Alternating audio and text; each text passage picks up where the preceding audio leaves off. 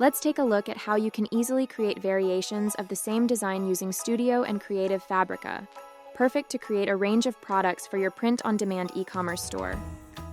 Download a PNG bundle of your choice from Creative Fabrica, such as this collection of cute, Christmassy dogs. Upload the entire bundle to Studio via the Uploads tab. Select a canvas to suit your product requirements and put together a simple design.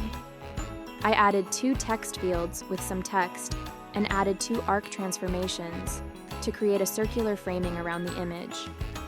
I then searched for Christmas-themed graphics in the Graphics tab and found some nice mistletoe images to add as decorations on the left and right sides of the design.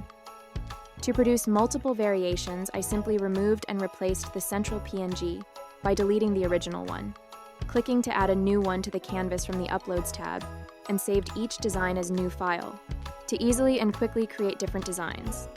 Getting started is free, but if you have an all-access subscription to Creative Fabrica, you have access to all of Studio's premium features too. Make sure to like and follow for more quick tips.